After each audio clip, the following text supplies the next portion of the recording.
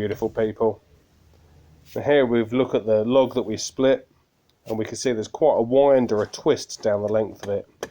So to deal with that, we take off the opposite corners. A couple of safety things: my fingers and thumb that are supporting the log are tucked well back out of the way, meaning the log is between the axe and my hands all the time.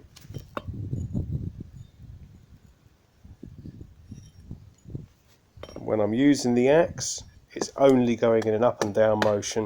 I'm not kind of bringing it in from the side, so that way all of the pressure goes down through the chopping block straight into the ground, giving maximum chopping pressure.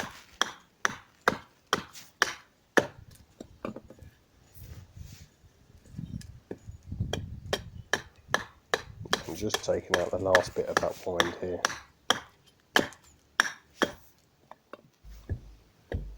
Next we're taking out the pith, which is where most of the pressure within the log actually builds up, so it's most likely to split. So if you take this out early on within the carving process, your spoon is less likely to split. It doesn't mean it won't, but it's less likely to. So again, you can see we've cut from the bottom, we work our way up through the log and then down through those fibres, removing that centre line. That centre line was already there, I didn't draw it there.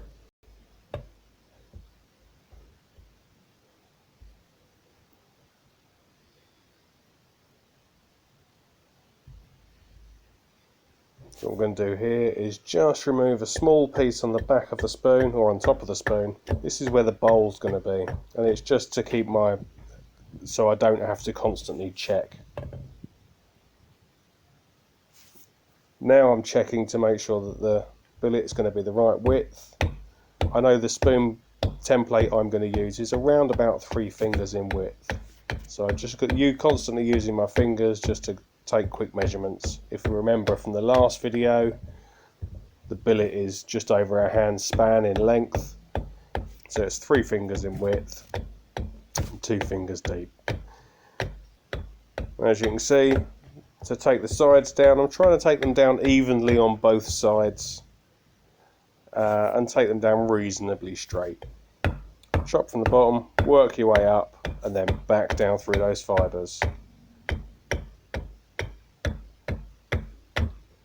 Occasionally when you're axing, the axe gets stuck within the wood and you need to do what's called a bump cut, which is where you lift both the axe and the billet at the same time, just like that, and it helps break those fibres apart a bit easier.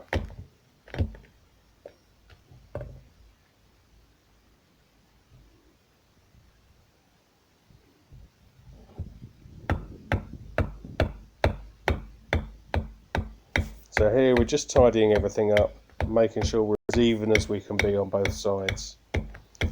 These things haven't got to be perfect, but the tidier you can be whilst working, the easier your work will be later down the line. Again, constantly looking, measuring, just checking these things, making sure we're as clean, working as cleanly as we can.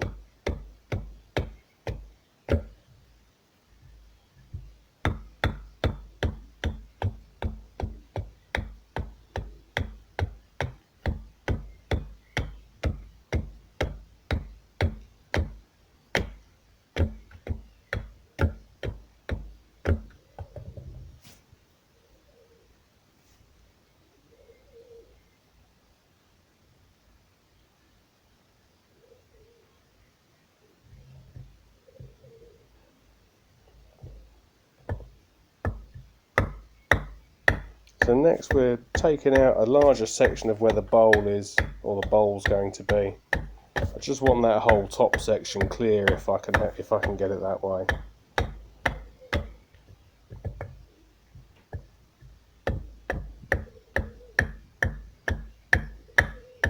So this is going to be where the handle is going to be. So I can be slightly thinner here because the handle is not going to be quite as wide as the spoon bowl.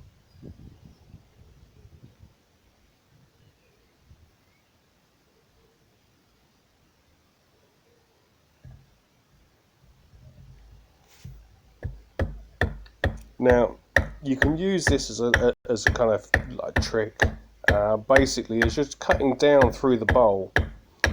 Once you get about halfway, you can start letting the axe slightly glance through, and it pulls itself back out, which puts a very small amount of crank within the bowl.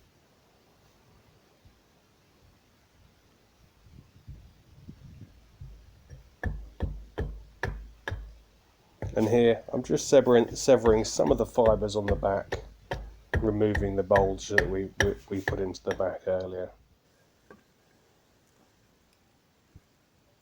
And that's our billet complete.